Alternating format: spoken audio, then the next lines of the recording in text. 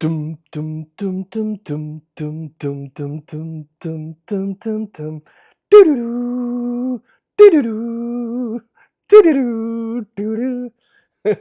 Bonjour et bienvenue dans Kino Solo, Kinopod tout seul. Et aujourd'hui, vous l'aurez deviné, une spéciale James Bond? Non, une spéciale Mission Impossible, bien sûr, le 8e film de la série. Peut-être le dernier, l'avenir nous le dira. En tous les cas, aujourd'hui, votre mission, si toutefois vous l'acceptez, consistera à écouter ce podcast solo avant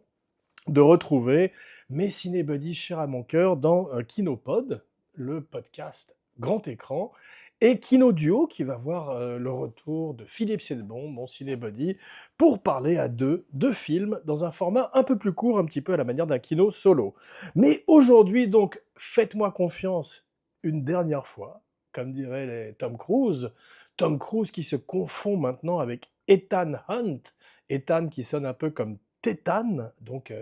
ces êtres magiques qui peuplent la scientologie et dont Tom Cruise reste encore aujourd'hui la figure la plus importante, Hail Xenu. Mais donc on voit que son complexe de messie est vraiment au maximum dans ce film-là, qui peut-être est pas un des meilleurs de la série comme nous l'allons voir, mais effectivement Tom Cruise s'est placé donc en sauveur du monde. Et non seulement c'est une parabole un peu scientologue, comme on le voit, la plupart de ces films ont un sous-texte sur la scientologie, celui-là plus que jamais, mais également il s'est placé depuis quelques années, en particulier post-Covid, comme le sauveur du cinéma, avec Maverick à l'époque, et on le voit régulièrement avec 2 paquets de pop-corn. Quand on voit le corps qu'il a à 62 ans, il ne doit pas en manger beaucoup off-caméra, mais donc il a ses 2 paquets de pop-corn, il va voir Sinners, il va voir tous ces films comme Tenet, et donc devient lui-même la figure donc salvatrice d'un cinéma mourant, en tous les cas un cinéma en salle, et on peut interpréter aussi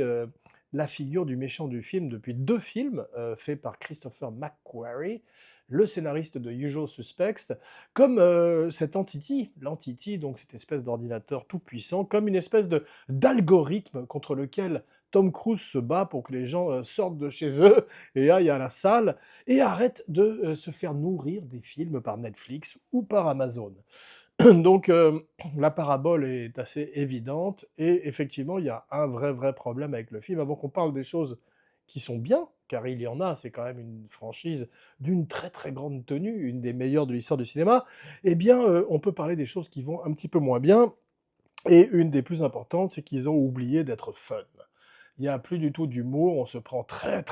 au sérieux. Il y a une première heure de film qui est interminable, où ça parle, on est dans des bunkers, des sous-marins, et ce sont des gens qui parlent sans cesse. Pour un film d'action, on a très peu d'action finalement, et finalement très peu de décors aussi. C'est un film qui reste assez claustrophobe, oh, pardon,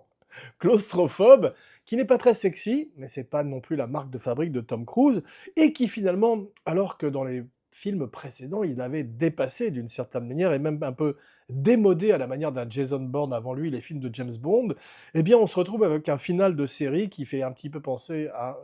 Mourir peut attendre, c'est-à-dire quelque chose de très sérieux, de très pesant, de très lourd, voire prétentieux. Et c'est dommage parce que, en fait, si on voulait expliquer un peu la chose, on peut en parler en termes de musique. Car on est parti avec la série télévisée des années 60 de Bruce Geller, donc de quelque chose de très enlevé, de très léger, à la manière, à l'image du thème du très grand, et je pèse mes mots, Lalo Schifrin, qui était une espèce de groove funk et léger et merveilleux, groovy en diable. Et là, on se retrouve à l'arrivée avec une musique symphonique qui reprend à peine le thème de Schifrin et qui est elle-même très pesante et très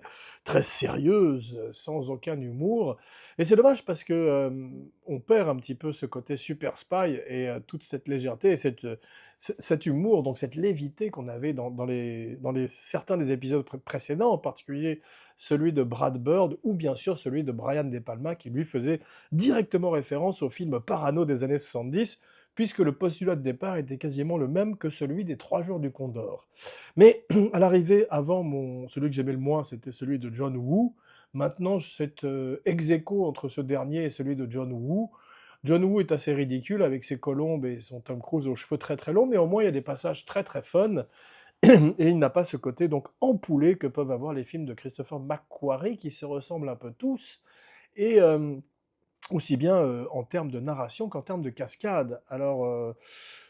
pour moi, le film,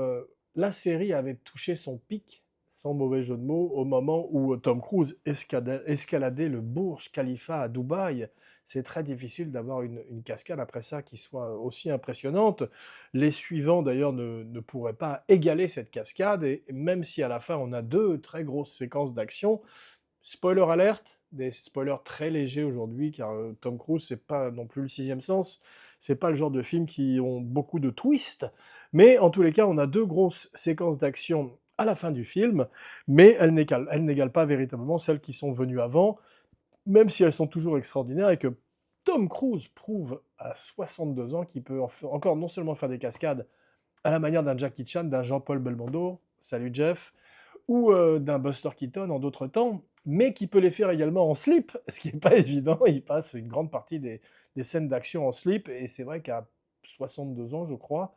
il n'a pas le même âge que moi, mais il est né un 3 juillet comme moi, non pas un 4 juillet comme le film qu'il a fait, mais un 3 juillet. Donc c'est bientôt l'anniversaire de Tom Cruise, et le mien, si vous voulez m'envoyer des cadeaux. Non, je plaisante. Et donc,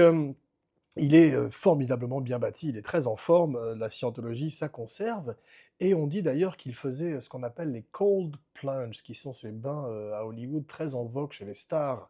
qui consistent à se mettre dans une baignoire remplie de glace et d'eau glacée. Eh bien, Tom Cruise, là, dans le film, fait le plus gros cold plunge de l'histoire du monde, puisqu'il plonge en slip, en slibard, dans le détroit du Bering, ou en tout cas, je sais pas, dans une mer, la mer la plus froide du monde, et il nous donne une espèce de scène d'action étonnante, car elle, bizarrement, ralentit le film. Elle doit durer une quinzaine de minutes, et il est dans un sous-marin, donc à des centaines de mètres de profondeur, et c'est bien foutu, parce que c'est véritablement le monde du silence. Il y a pas, Macquarie a choisi de ne pas mettre de musique, et on a véritablement une séquence de cinéma muet, avant d'avoir cette fameuse séquence qu'on voit dans la bande-annonce et qu'on voit également sur les affiches, avec ces biplans qui se pourchassent dans le ciel d'Afrique du Sud. Alors, le problème, on va redire le fameux dicton cher à Kinopod, The better the movie, non, pardon, the better the villain, the better the film. Meilleur est le méchant, meilleur est le film, sir Alfred Hitchcock, et là on a un méchant qui est le même que le précédent, qui est pas terrible, qui est Esai Morales, et qui n'est pas tout à fait à la hauteur. Même dans celui-là, il est quasiment parodique à la fin, puisqu'il passe son temps à ricaner,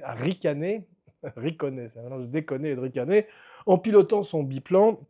et il ressemble à un méchant des années 40, 30, donc il est vraiment véritablement pas extraordinaire.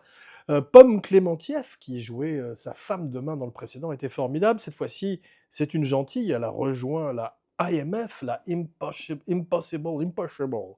Mission Force, comme dirait Sean Connery, et donc elle a toujours sa grâce, son élégance et son sens de l'humour. D'ailleurs aussi, c'est elle, bizarrement, qui est la note comique du film, mais elle n'a plus la menace qu'elle pouvait faire peser sur le film et sur Tom Cruise, et cette grande tradition d'homme de main ou de femme de main qu'on voyait également dans James Bond. Alors, Ethan Hunt, cette fois-ci, revient, mais pour un film qui est interminable. Le film fait 2h49, je crois, et véritablement, c'était pas utile, puisque non seulement c'est la même histoire que le précédent, donc on a un film de 6 heures, en fait, qui raconte toujours la même histoire, et ils ont une espèce de séquence pré-générique qui dure 1 heure avant d'envoyer le générique. Et alors là, il faut être costaud pour pas s'endormir. Je suis allé le voir avec ma femme, qui a formidablement dormi pendant la première heure et demie du film, et qui s'est réveillée vaguement pour les scènes d'action, mais c'est assez punitif pour le spectateur, et ça n'est surtout pas à la hauteur des films qui sont venus avant. Donc, comme je disais, en particulier celui de Brad Bird, le Ghost Protocol, mais également, on peut faire un clin d'œil, un coup de chapeau à celui de J.J. Abrams, qui, même s'il n'était pas complètement parfait, avait le plus grand méchant de la série, avec le regretté Philip Seymour Hoffman, qui, dans le rôle de Owen Davian, était absolument magnifique, et cette fois-ci, justement, donner vie au dicton d'Alfred Hitchcock que j'ai si mal imité il y a quelques instants. Donc, cette fois-ci, le film s'essouffle. Tom Cruise est déjà dans un film d'Inaritu l'année prochaine.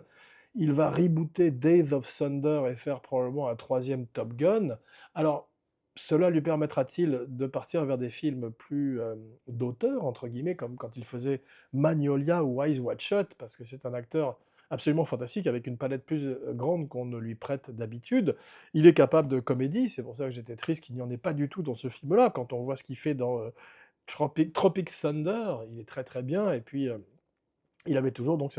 cette légèreté aussi bien sur un building de Dubaï que, dans ses séquences,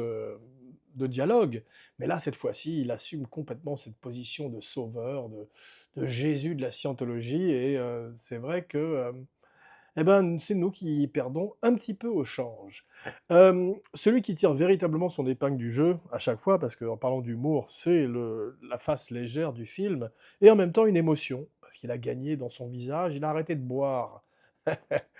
À sa santé. Je parle bien sûr de Simon Pegg,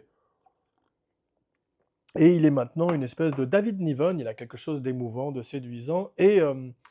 on croit véritablement à son histoire d'amitié avec Ethan, puisqu'effectivement dans la vie ils sont très amis, pareil avec Ving Rhames, qui est également très ami avec Tom Cruise, mais effectivement pour tourner dans les films de Tom Cruise, on a plutôt intérêt à être son ami, puisqu'il est le producteur, et c'est lui qui chapeaute tout et contrôle le film donc de A à Z, comme on le voit,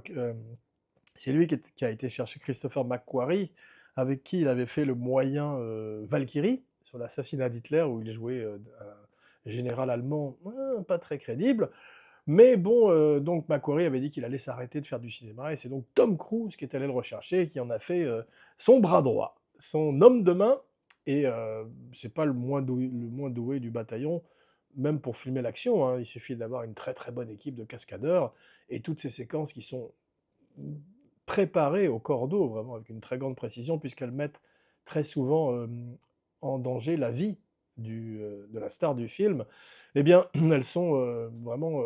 prévisualisées, pré-rêvées, avant même que quiconque ne mette un pied sur le plateau, et on peut le comprendre. Il y a une fameuse anecdote de Matt Damon qui disait qu'il avait passé un dîner avec Tom Cruise, et qui lui disait: «Mais comment tu fais pour te faire assurer pour des séquences qui sont aussi dangereuses?» Et il dit effectivement, on a parfois du mal à trouver des assureurs. Alors Matt Damon lui dit: «Mais alors comment tu fais?» Et Tom Cruise lui répond: «Bah, on change d'assureur». Et effectivement, on voit que en Afrique du Sud, il prend beaucoup de risques en s'accrochant une fois de plus à des avions, mais ça a un petit peu moins d'impact que ça n'a pu l'avoir dans le temps, effectivement. Et on regrette des films peut-être un petit peu moins emphatiques et un peu plus fun, comme je le disais, pour revenir aux sources du film ou aux sources des premiers James Bond également. Alors, Tom Cruise est la dernière star, quand même, à s'impliquer à ce point-là pour ses spectateurs, et c'est pour ça qu'on va lui tirer un coup de chapeau, et qu'on va pas être trop dur avec ce film, ni avec cette franchise qui, comme je le disais, tient quand même le haut du pavé en termes de franchise. Et c'est vrai qu'il met sa vie en danger, et qu'il est le seul à apporter une telle implication dans ce monde où de fond vert et d'effets de computer, et de prévisualisation marvelienne, eh bien, on a quand même un type qui se donne énormément. Il y a un très beau combat au couteau, où il est une fois de plus en slibard, mais c'est pas grave, parce que c'est très impressionnant, et c'est très bien foutu, formidablement chorégraphié, et tout d'un coup, on voit comme le ventre du poisson argenté qui apparaît à la surface de la mer, on voit tout d'un coup les éclats d'une série exceptionnelle passée. Alors, reviendra-t-il pour un neuvième, me direz-vous? Tout dépend effectivement de l'argent, tout dépend. Celui-là semble avoir remporté plus de succès que le précédent, mais il est très possible que, étant donné que spoiler alerte, la plupart des membres de son équipe sont vivants, et lui, bien sûr, ils n'ont pas choisi d'avoir une fin aussi définitive que mourir peut attendre, eh bien, cette fois-ci, on peut tout à fait s'imaginer, dans quelques années, voir revenir un Ethan Hunt, un peu plus vieilli, avec de la bouteille, et qui, tout d'un coup, sera peut-être le Unforgiven des films d'espionnage. On peut toujours rêver. Alors, y aura-t-il aussi un nouveau James Bond? Ça, on ne le sait pas, puisque maintenant les brocolis se sont retirés. Le projet est entre les mains de Jeff Bezos,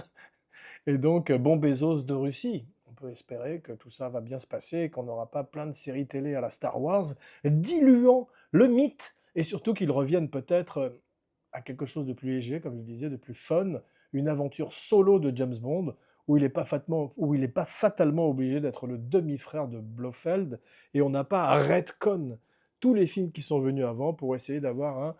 univers à la Marvel, ce qu'on appelle le cinématique univers, qui est peut-être pas ce qu'il y a de mieux dans l'histoire du cinéma, et qui nous donne malheureusement des films boursouflés, comme ceux que je viens de citer. Bien, merci de m'accompagner comme toujours dans cette aventure. Rendez-vous dans quelques jours pour un nouveau Kinopod et un nouveau Kino Duo, comme je le disais. En attendant, n'oubliez pas de liker, de partager, de commenter et de follower et de vous abonner, en particulier sur la chaîne Abracadapod de YouTube, avec tous les 15 jours une fantastique vidéo de Roman Lenov, son Katia Lazareva, et plein d'autres vidéos à découvrir aussi, bien sûr, parce que si vous faites un petit peu votre marché sur la chaîne Kinopod, vous découvrirez des grands classiques du cinéma mondial, français, qui ont été disséqués par les cinébuddies, des guests prestigieux, et bien évidemment le gang, mon gang de Mission Impossible à moi, dont le cœur est composé de Jeff Domenech, Philippe Sedbon et Laurent Vachaud, que vous retrouverez dans quelques jours. En attendant, ce podcast s'autodétruira dans 5 secondes. Pum, sta, pum, patum, tum, pum, patum, patum, pum, poudoudou, poudoudou, poudoudou, tadam.